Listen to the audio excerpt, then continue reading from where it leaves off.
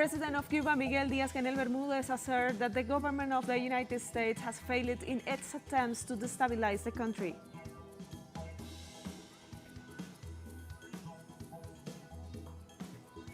African leaders gathered to plead with the World Bank for new aid plans to finance their economic. Devastating floods killed at least 126 people in Europe, most of them in Western Germany.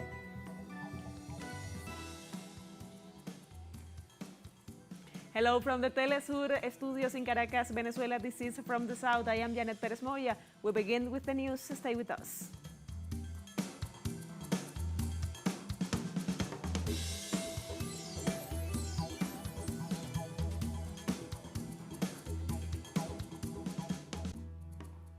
President of Cuba, Miguel Díaz-Canel Bermúdez, asserted that the government of the United States has failed in its attempts to destabilize the country. The Cuban head of state highlighted the lack of honesty on the part of the United States government regarding its humanitarian concern for the Cuban people. He exhorted to eliminate the 243 measures imposed by the previous administration, including more than 50 imposed during the pandemic.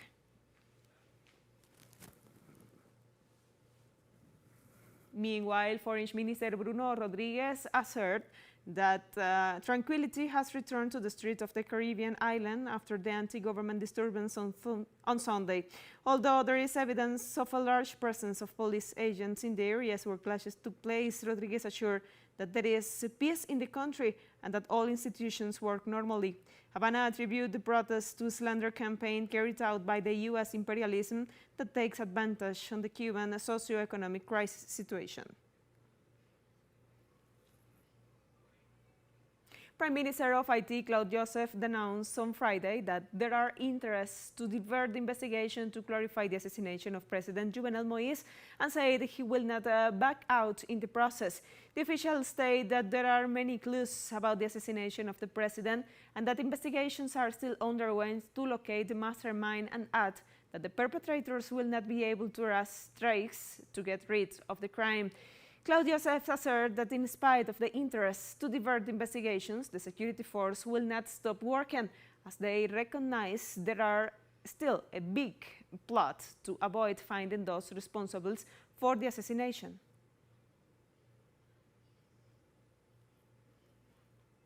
Haitian police authorities deny speculations by Colombian media on the investigation of the assassination of Jovenel Moïse and on the alleged responsibility of the acting prime minister in the events. They state that the investigations are in full progress.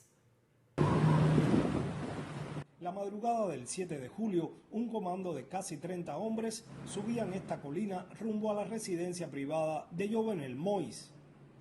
Haití amanecía con titulares de magnicidio. Iniciaba la búsqueda de los responsables de torturar y acribillar a balazos al presidente de Haití. Apenas comenzaba el operativo cuando un periodista intentó encontrar alguna evidencia en esta casa. Tan solo minutos después, otro en el escenario, tras el enfrentamiento entre mercenarios y fuerzas de seguridad. Aún no está claro quién fue el cerebro número uno del magnicidio en Haití, pero sí cómo y dónde comenzaron a planificarlo. Según la policía haitiana, en esta mesa, autores intelectuales, un grupo de reclutamiento técnico y otro de recaudación de fondos trazaron el plan. Algunos de los participantes aseguran que en realidad discutían sobre un nuevo Haití cuando Jovenel Moïse estuviera fuera del poder.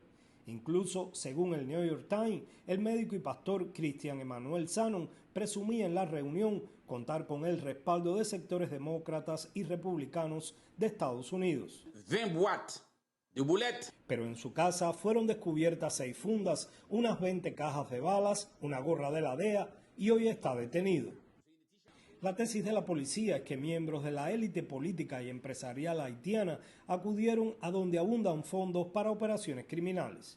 En la Florida, en este centro de negocios, el corredor de hipotecas y seguros Walter Ventimiglia gestionaba el financiamiento a través de su empresa Grupo de Préstamos de Capital a nivel mundial.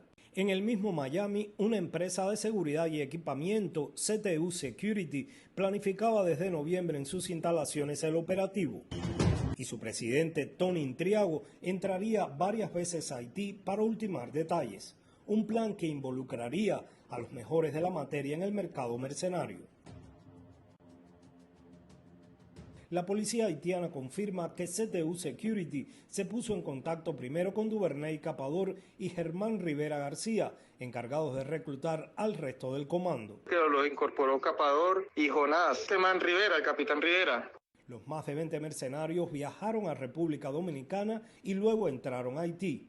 Los últimos lo hicieron el 6 de junio, pero 4 de ellos ya habían cruzado la frontera desde mayo.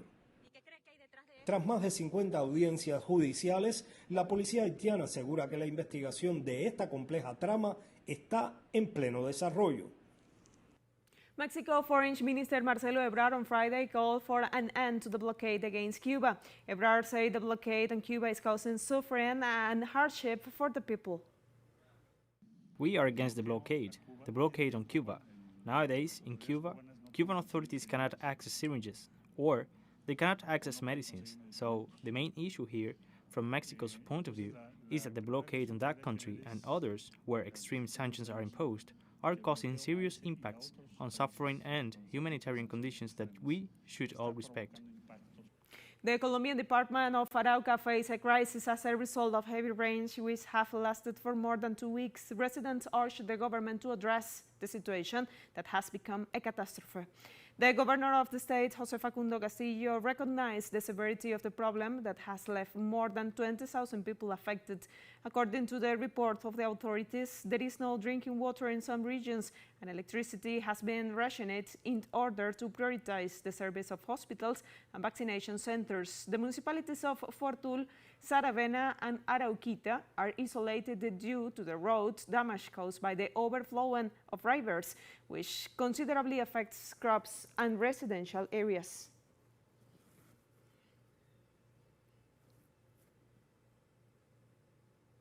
In Argentina, former President Mauricio Macri was indicted for aggravated smuggling of arms and ammunition sent to Bolivia during the de facto government of Yanine Áñez.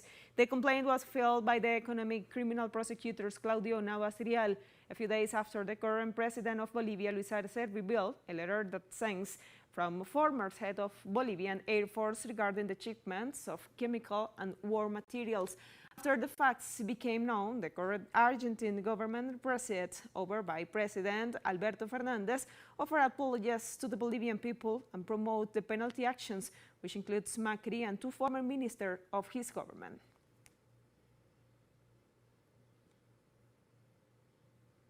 Police agents and right-wing activists in Chile burst into demonstrations carried out in defense of the Cuban Revolution. The demonstrations of both groups took place in front of the Cuban embassy in the capital city of Santiago. Right-wing sectors sparked violence and confrontations, while revolutionary groups demand an end of the blockade imposed by Washington on the island for more than 60 years. The citizens denounced that the White House is advancing an international strategy to overthrow democratic governments that do not obey its interests. They also affirmed that Cuba, Venezuela, Nicaragua, and Bolivia are the main targets of the aggressions promoted by the United States. We will take a short break now. Don't go away.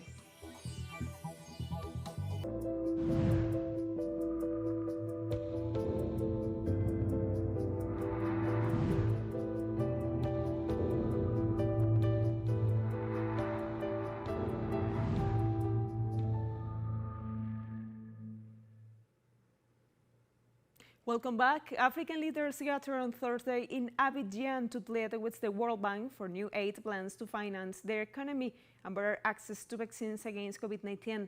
Moussa Faki, chairman of the African Union Commission, called for help to restructure the debt of struggling African countries, which face pressing needs for urgent liquidity to buy vaccines and set down the foundations of economic recovery. The meeting was called to discuss World Bank aid for African countries over the next 3 years.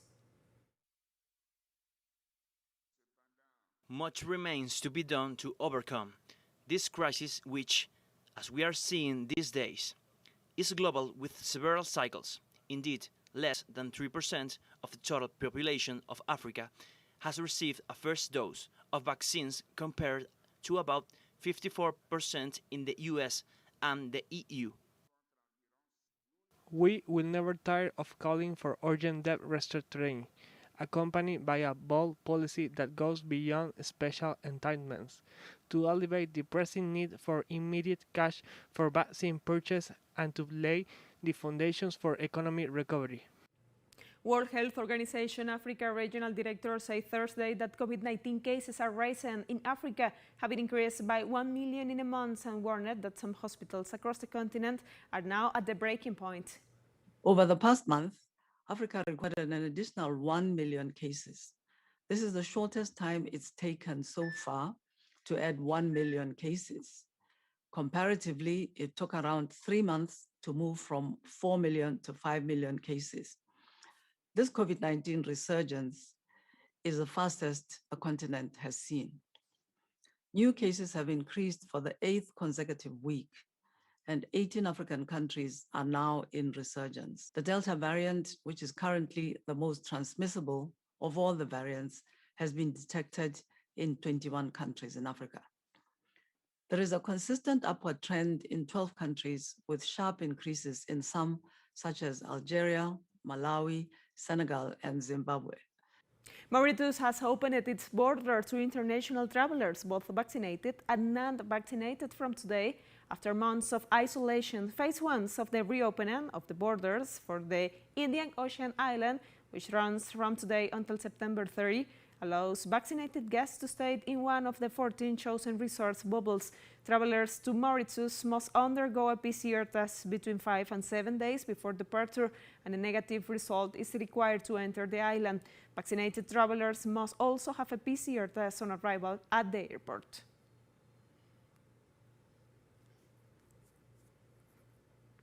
Activists gathered outside the White House Thursday to protest Merkel's block of COVID-19 patents waivers, which supporters say will improve access to vaccines. Demonstrators laid down body bags in front of the White House, as well as signs asking Germany to stop blocking global COVID-19 vaccines. Merkel was also greeted by protesters chanting "Free the vaccine" when she arrived at Johns Hopkins University, which awarded her an honorary doctorate during her Washington visit. And we have protesters here who've laid out body bags representing the global COVID-19 deaths since a waiver was first proposed at the World Trade Organization that would greatly expand COVID-19 vaccine production all over the world. And the symbolism really here is that delay equals death. Likewise, German Chancellor Angela Merkel arrived at the White House ahead of bilateral meeting with President Joe Biden. During the meeting, the diplomats discussed the controversial Nord Stream 2 pipeline, which is set to funnel Russian natural gas to Germany. Climate change and COVID-19 vaccines were other items on the agenda. More stories coming up. Stay with us.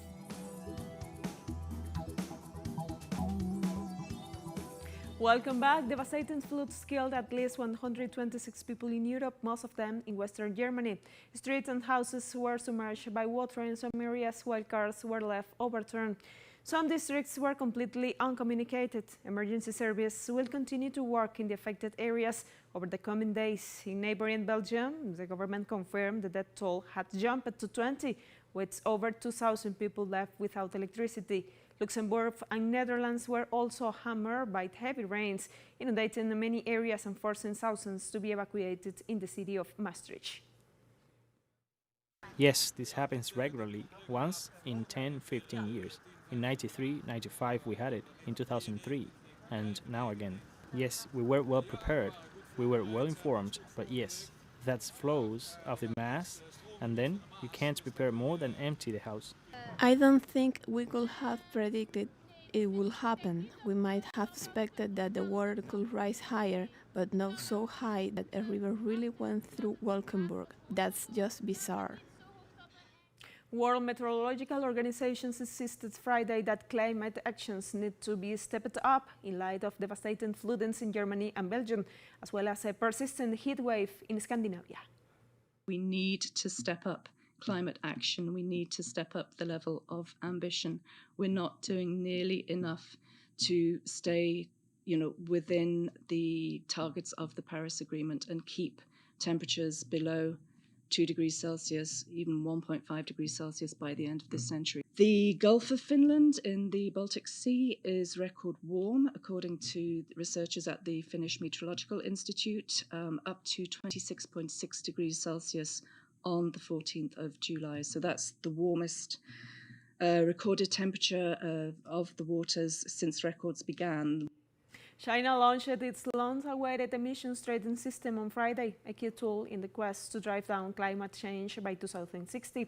China, the world's biggest carbon emitter, seeks to take a global leadership role and climate change in the lead-up to the crucial UN summit in November. China hailed it as laying the foundations for what will become the world's biggest carbon trading market, forcing thousands of Chinese companies to cut their pollution or face deep economic hits. The program was launched just days after the European Union unveiled its detailed plan to achieve carbon neutrality by 2050. What we want to have a carbon market is to achieve the cap, quote unquote, the cap, the target which was set up by the legislators or by the regulators at the lowest cost. That's the whole point of the carbon market, right? Because otherwise you will go to command and control. But you want a market mechanism to review the true cost so that the regulated entities can find the most efficient way pertinent to their own situation to achieve this. Russia's Foreign Minister Sergei Lavrov says that the United States has failed in its mission in Afghanistan as Taliban make lightened gains and foreign forces pull their remaining troops from the country. The Americans left, as President Biden confirmed, because they considered their mission to be accomplished. Of course, he tried to paint it in the most positive colors, but everyone understands that the mission failed. We are not interested in chaos being established there, not only because we do not want it to spread to the neighboring countries friendly to us, but also because we sincerely wish well to the people of Afghanistan. The Israeli government called on to intensify the organization of measures in view of the possibility of Iran acquiring nuclear weapons. The Israeli Defense Minister Benny Gantz asked the executive to intensify the accumulation of forces, adapt plans and capabilities, considering that Iran represents a threat if it managed to acquire a nuclear weapon. The official asked the government to allow the security service to maintain military superiority to guarantee its existence and promote peace. Syrian and Iraqi governments coordinate efforts to distribute water from Tigris and Euphrates rivers. The Syrian Foreign Minister Faisal al-Maktak met on Thursday with the Iraq Water Minister Resource Mahdi Roshdi to establish coordination between the two countries in terms of water and water resource. Both agreed to promote joint actions and increase levels of coordination in various areas to secure the rights of both Tigris and Euphrates rivers in the common interests of the two countries. In this sense, they indicate that they will work to achieve a fair distribution of water. We have come to the end of this news brief. You can find this and many other stories on our website at telesurenglish.net. For Telesur English, I am Janet Perez Moya. Thank you for watching.